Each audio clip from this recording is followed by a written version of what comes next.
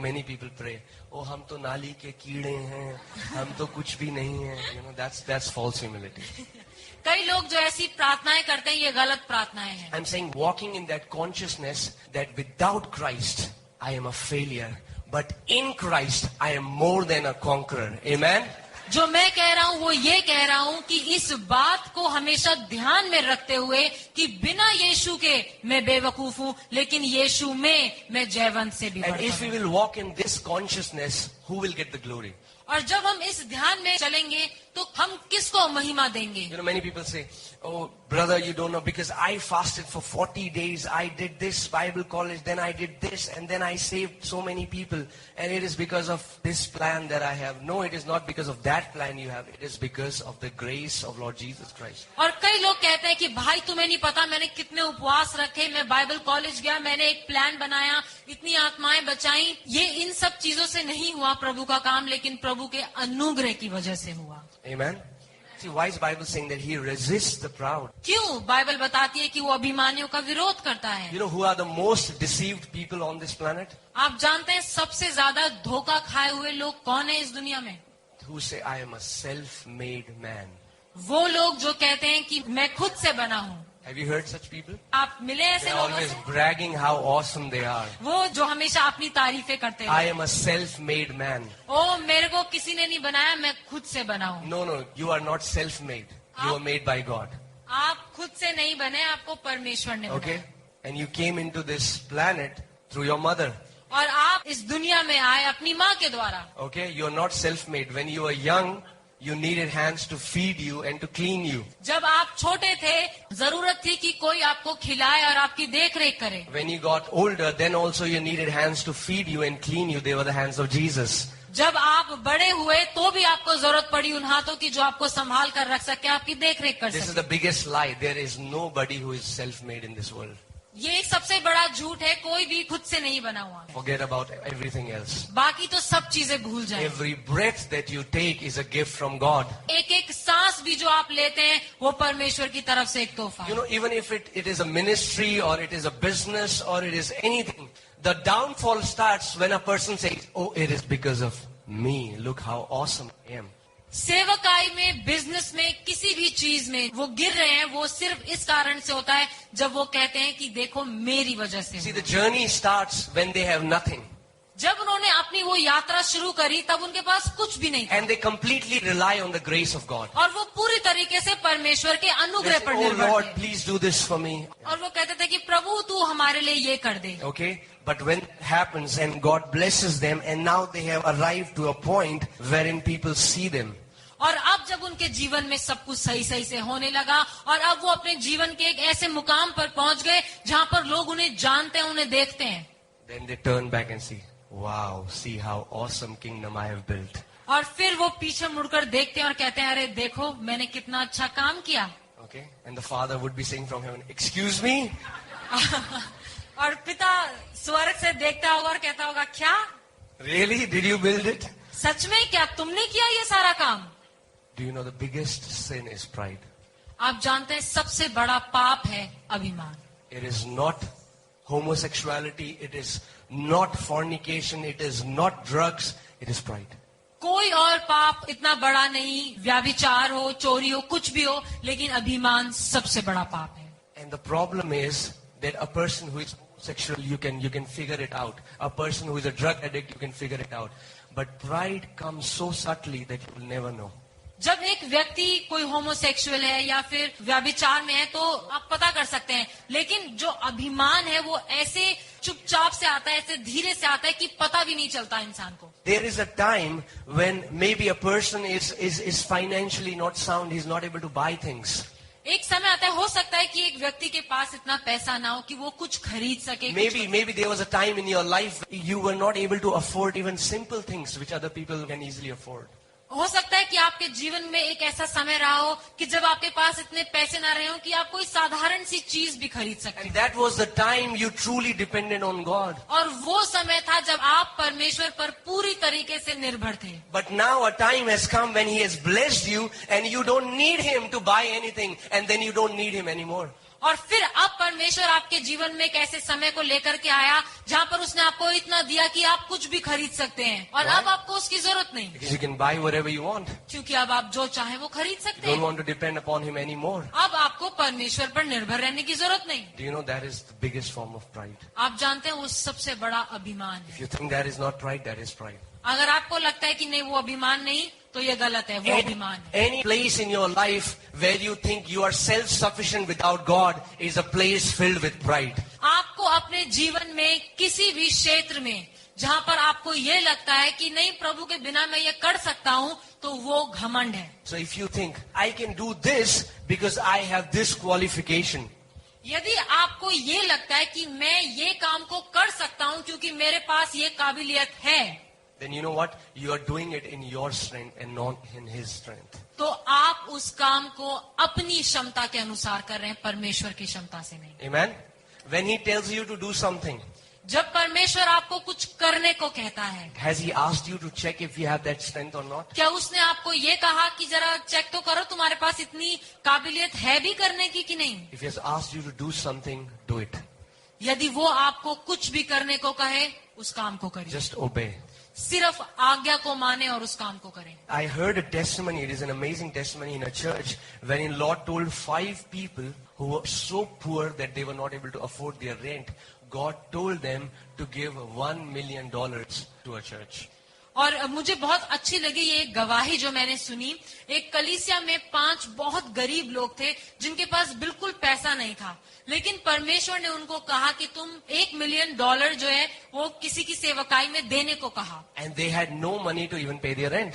और उनके पास अपने घर का किराया देने के लिए भी पैसे नहीं थे। But by faith, they started declaring, they told everyone that we are going to help this church with $1 million.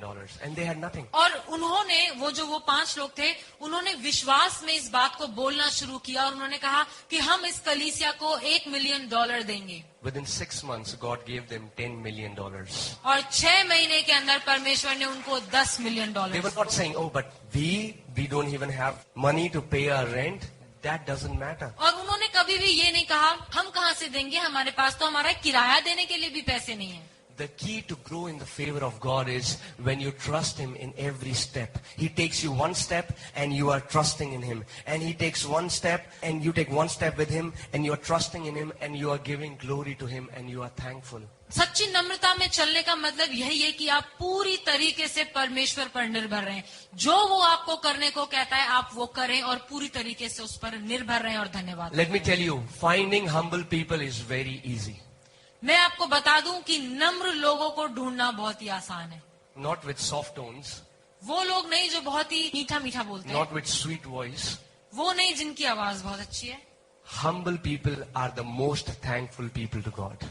नम्र लोग सबसे ज्यादा धन्यवादित लोग हैं। If you find someone who is thanking God in all things, he is the most humble person you have met. यदि आप किसी ऐसे व्यक्ति से मिले जो अपनी हर चीज में परमेश्वर का धन्यवाद कर रहा है, तो वो सबसे नम्र व्यक्ति है। And if you meet anyone who is bragging how great he is the most prideful person you have ever और met. यदि आप किसी ऐसे व्यक्ति से मिले जो हमेशा यही बोलता रहे कि मैं कितना महान हूँ, तो वो सबसे अभिमान इंसान है। So God gives more grace to the humble. परमेश्वर और ज्यादा अनुग्रह देता है नम्र और दीन लोगों को। Why? क्यों? Amplified Bible says amazing. Amplified Bible में बहुत अच्छा लिखा It है। says God gives more grace to the humble because they are humble enough to receive it. उसमें लिखा है कि परमेश्वर दीन लोगों को और भी ज्यादा अनुग्रह देता है क्योंकि वो दीन है कि वो उस अनुग्रह को ले सके। Because for grace, you have to acknowledge that you are weak and many people don't want to acknowledge that. क्योंकि उस अनुग्रह को पाने के लिए आपको एक बात है जो समझनी पड़ेगी कि आप कमजोर हैं और आपको जरूरत है परमेश्वर की। Because for grace, you have to stoop down and pick it up. क्योंकि अनुग्रह के लिए आपको झुकना पड़ेगा और उठाना पड़ेगा। You have to tell everyone, hey, without grace, I was a failure. With grace, see where the grace has taken me. क्योंकि आपको बताना पड़ेगा कि बिना अनुग्रह के मैं एक हारा हुआ व्यक्ति हूँ, लेकिन जब अनुग्रह मिला तो मैं कहां से कहां पहुंच गया। Amen, church? If you have this attitude, यदि आपका ऐसा एटीट्यूड है you will just keep on growing in the favor of God. तो आप परमेश्वर के अनुग्रह में और बढ़ते And चले। let me tell you, favor brings promotion.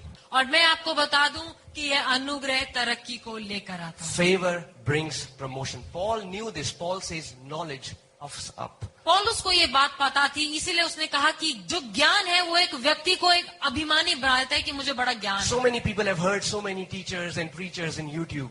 बहुत से लोगों ने इतने सारे प्रचारकों को सुन लिया है YouTube And they have पर, collected all the head knowledge. और उन्होंने सारे ज्ञान को यहाँ भर लिया है। They'll hear any message that, I have heard this. What is this? और वो कहेंगे कि मैंने सुना हुआ है ये, Oh, पता I नहीं have क्या heard that.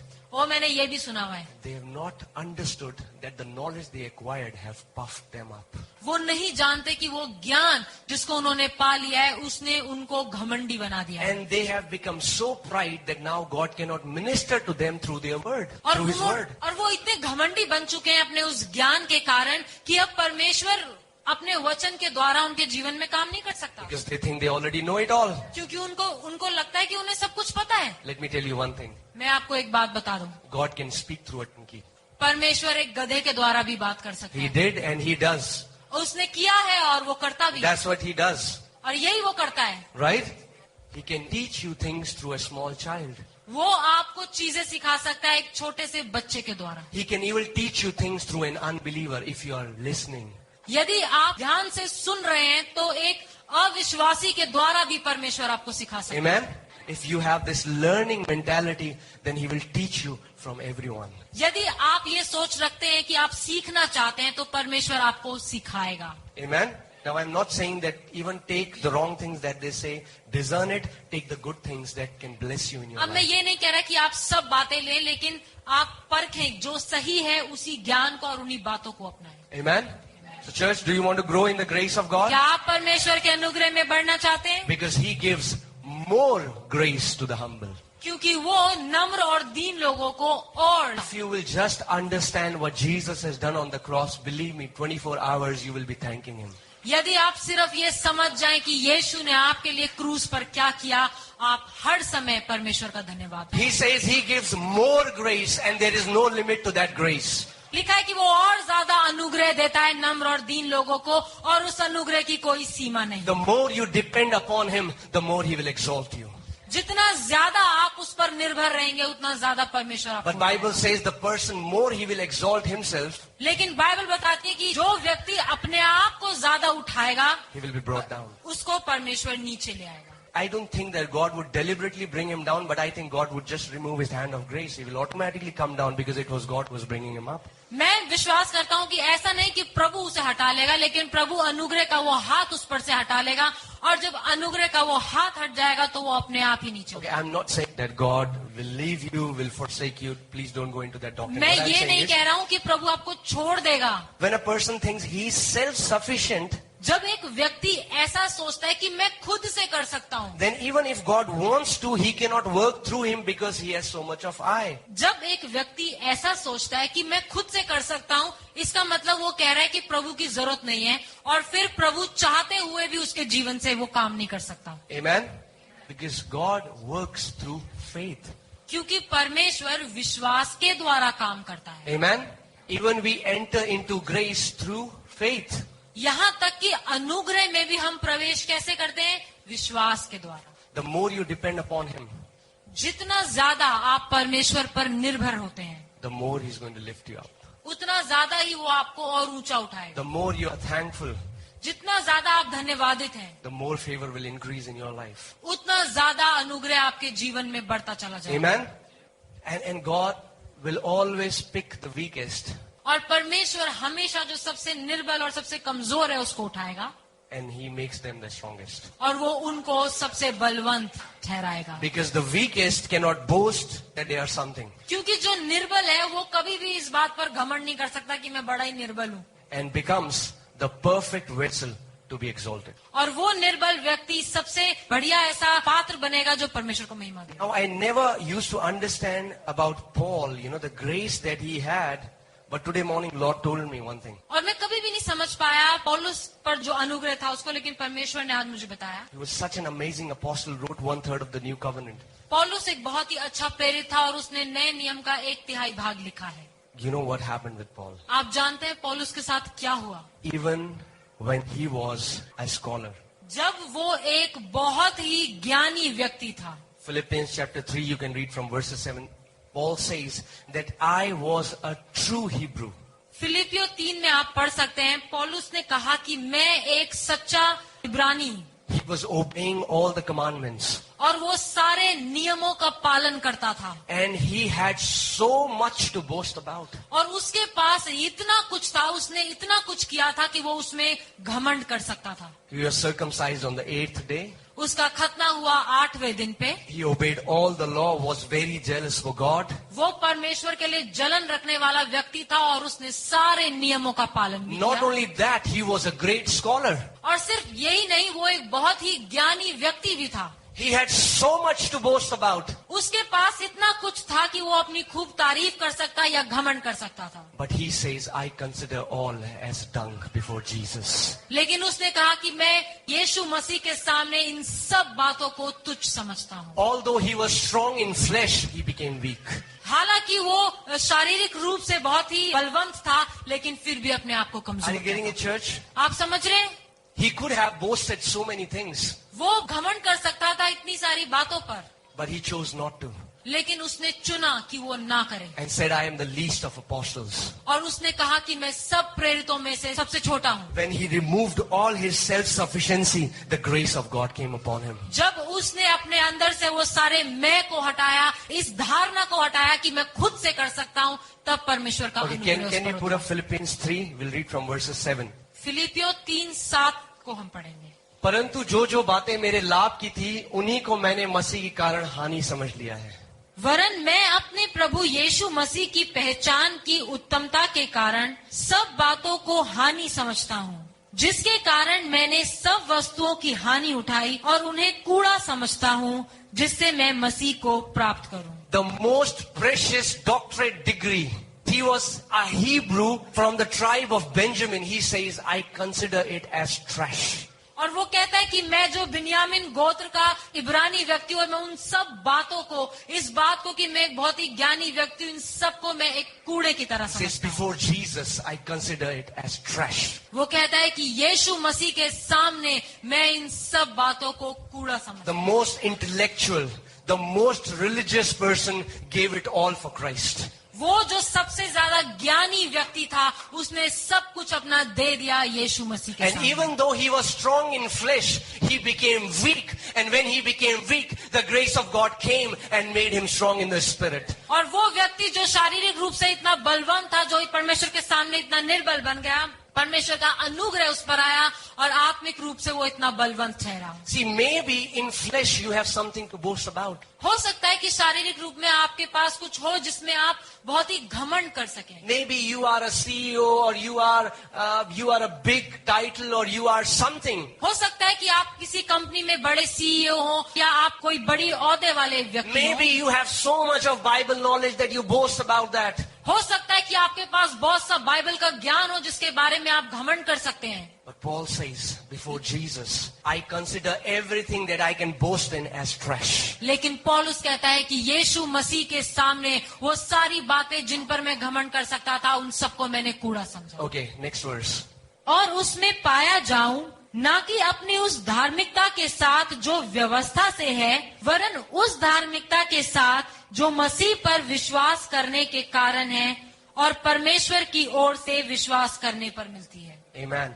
You know what Paul was saying? आप जानते हैं पौलुस क्या कह रहे हैं? He's saying, hey, I have reached to this place उसने कहा कि मैं इस स्तर पर, इस जगह पर पहुंचा हूं, not because of how awesome I am, इस वजह से नहीं कि मैं कितना अच्छा हूं, not because of how much law I know, इस वजह से नहीं कि मुझे व्यवस्था का कितना ज्ञान है, not because of the passion that I have for living God. उस पैशन की वजह से नहीं जो मैं परमेश्वर के लिए रखता हूं। It is only because of grace. That's why Paul says, I am what I am by the grace of God. Amen. इसीलिए पौलुस कहता है कि मैं जो हूँ सो हूँ सिर्फ और सिर्फ परमेश्वर के अनुग्रह And के if द्वारा। that becomes your statement, if that becomes your lifestyle, और यदि यही आपका जीवन शैली बन जाए that I am what I am by the grace of God, कि मैं जो कुछ भी हूँ परमेश्वर के अनुग्रह के द्वारा हूँ, it is not even 1% of my ability. 1% 1% भी मेरी काबिलियत नहीं है। It is all His doing. जो कुछ भी है वो सब कुछ परमेश्वर कर रहा है, उसका अनुग्रह है। Okay, maybe you will say that, many people say, oh, but that is like quality of a weak person. You're saying that you don't have anything? आप कहेंगे कि अरे लेकिन ये तो हो सकता है किसी निर्बल व्यक्ति की क्वालिटी हो। No, that is not the quality of a weak person. नहीं, वो किसी निर्बल व्यक्ति की कोई That क्वालिटी is the नहीं। quality of a humble person whom God makes the strongest. ये एक ऐसी खूबी है ऐसे नम्र और दीन व्यक्ति की जिसको परमेश्वर सबसे बलवंत बना देता है। Amen? There are so many instances, the entire day would be short. If you'll read the life of Daniel, Joseph, these people always gave glory to God when they were brought before kings. और यदि आप किसी के भी बारे में पढ़े, Daniel या यूसुफ, जब कभी भी इनको राजाओं के सामने खड़ा किया गया, इन्होंने हमेशा परमेश्वर को महिमा दी। So understand this, church, तो इस बात को समझ जाइए that favor will come in your life and His favor is going to lift you up. कि अनुग्रह आपके जीवन में आएगा और सिर्फ वो अनुग्रह ही है जो आपको उठाएगा। But when favor lifts you up, लेकिन जिस समय अनुग्रह आपको ऊपर उठाएगा and when you reach that place when people start to see you, और जब आप एक ऐसे स्तर पर, ऐसे ओहदे पर पहुंच जाएं जहां पर लोग आपको देखते हैं, आपको जानते हैं, and when they want to know how you came there, और जब वो जानना चाहते हैं कि कैसे आप उस ओहदे पर और उस स्तर पर पहुंचे, and your flesh will try to say, tell them how awesome you are. और जब आपका शरीर आपसे कहेगा अरे उन्हें बताओ कि तुम कितने अच्छे और तुमने कितनी मेहनत करी है, Open your mouth for His glory. अपने मुंह को खोलें उसकी महिमा के लिए, Tell them that it is only because of my faith in Jesus Christ. और उन्हें बताएं कि ये सिर्फ और सिर्फ मसीह यीशु में मेरे विश्वास के कारण, I am what I am by the grace of God. मैं जो हूँ सो हूँ सिर्फ और सिर्फ यीशु के अनुग्रह के द्वारा। Amen? Okay. And the next thing is how you can grow in the grace of God. और दूसरी बात कि कैसे आप परमेश्वर के अनुग्रह में और बढ़ सकते हैं, It is by growing in the knowledge of God. By knowledge, I don't mean hand knowledge, I mean revelation knowledge. दूसरी बात जिससे आप परमेश्वर के अनुग्रह में और ज्यादा बढ़ते जा सकते हैं वो है परमेश्वर के प्रकाशन को पाकर। Amen? John 1:16. यूहन्ना 1:16। If you will do these two things in your life, the grace is going to multiply in your life. The favor is going to multiply in your life. और यदि आप इन दोनों बातों को समझ जाएं तो अनुग्रह आपके जीवन में और ज्यादा बढ़ता चला जाएगा। And क्योंकि of His fullness, of Jesus' fullness, we have all received grace for grace. क्योंकि उसकी परिपूर्णता, उसकी यानी यीशु मसीह परिपूर्णता में से हम सब ने प्राप्त किया, अर्थात अनुग्रह पर अनुग्रह। Okay, again, the Bible is not saying grace. The Bible is saying grace for grace. यहाँ पर फिर से बाइबल ये नहीं कह रही अनुग्रह, पर कह रही है अनुग्रह पर अनुग्रह। From Jesus, from His fullness, we have received grace upon grace.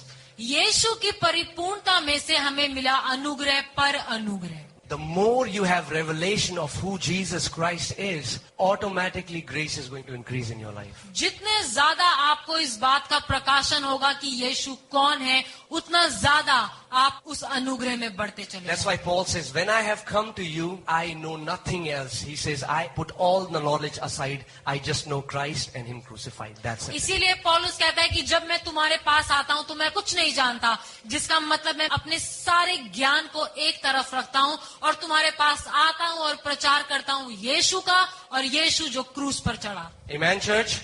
So all your focus should be to grow in the revelation knowledge of who Jesus is. इसीलिए आपका सारा ध्यान जो है वो इस बात पर होना चाहिए कि कैसे आपको यीशु मसीह का प्रकाशन और ज्यादा मिले। Know this one thing, और इस एक बात को जान लीजिए, that whatever you have in your life जो कुछ भी आपके जीवन में है is a gift from God.